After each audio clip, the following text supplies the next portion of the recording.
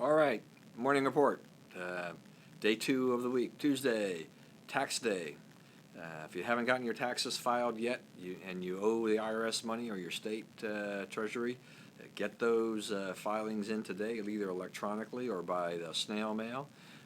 Get your snail mail postmarked by midnight so that you don't get hit with any kind of late fees or interest for that. But I'm sure a majority of you have been like me and have filed taxes. And if we were due refunds, we filed them long ago. If you owe them money, it's okay to wait till the last minute to pay off the IRS or pay off your state. They're, as long as you don't accrue some kind of interest charge because you underpaid it by too large an amount. Don't give those treasury guys their money before it's really owed before the final deadline. Also in the news, North Korea, U.S. battle of words at this point. We talked a little bit yesterday about North Korea's failed missile launch. There were some rumors yesterday that one of the reasons that it failed is that we managed to hack the missile. There's no comment about that, and there should not be any comment about whether or not we were able to hack the electronics, the guidance system for the missile, and prevent the launch or have it launch, the missile blow up or whatever. That is information that I think just needs to be kept. It's part of our national security, so keep it like that. All right.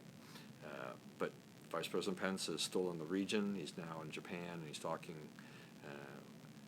there about what the strategy is and the plans are, in Asia, particularly in that region of Japan and North Korea, South Korea, where things can be, thanks to Kim Jong-un, can be a little unstable. And President Trump, by throwing down the gauntlet, has made some people nervous. But as I've said before, I think it's time that we take a stand and say, this is it. We're tired of the communists, threatening to do these things, and if this means kind of trying to get to Kim Jong-un and wiping him and his evil minions out, then I don't think you'll have a lot of tears being shed for that at all. Georgia has a primary race today for the seat that has been vacated by HHS Secretary Tom Price. President Trump narrowly won this district last November. Democrats have got lots of high hopes, but this is a jungle primary where there are 18 people running, and the top 2 finishers, if no one gets to 50%, will then face a runoff, and that's what we're betting on right now. Is that former congressional aide John Ossoff will be the top vote getter with the range of the 40% range, and then there are several Republicans, one of which is expected to at least finish also in the top 2. That would then clarify the situation and probably lead to the Republicans maintaining that seat. If Ossoff somehow manages to top the 50% mark with this crowded field, he will immediately be able to take office, and that will definitely give the Republicans a feather in their cap. Now, this district has been less Republican. It was Newt Gingrich's district. It was Tom Price's district, but it's not necessarily an easy win for Republicans, particularly in light of how they seem to sense the Republican Party these days. The euphoria of 2016 has worn off a lot with people once they start seeing their premium and what it was going to cost them to maintain that for the year.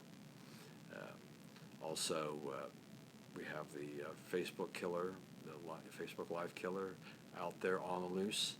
5-state manhunt is in effect. I have no doubt that they will find him, but this is horrific.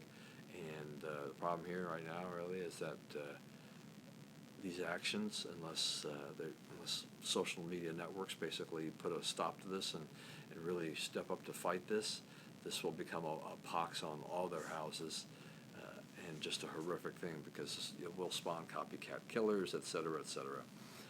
And so they need to find a way to control these types of things more often.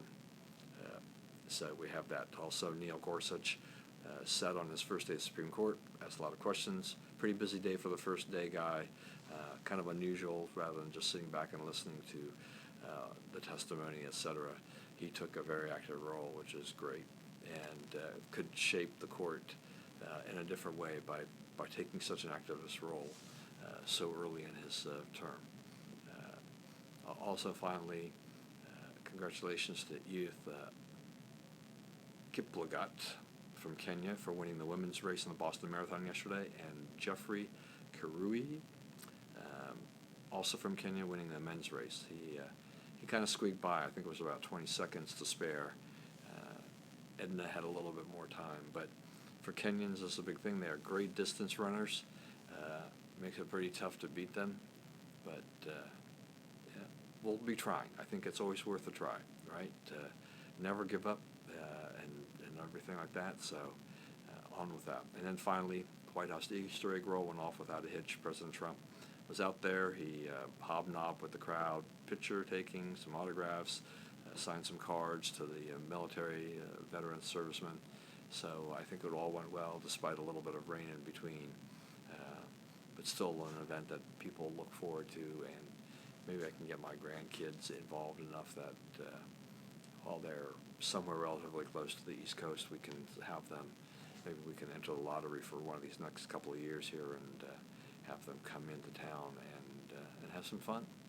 So anyway, that's about it for the morning report. We will see you again tomorrow morning, roughly about the same time. And also don't forget about the Bias Post podcast, which will kick off tomorrow at 10:30. So that's it. Have a great day wherever you are, and stay safe, and we'll see you again.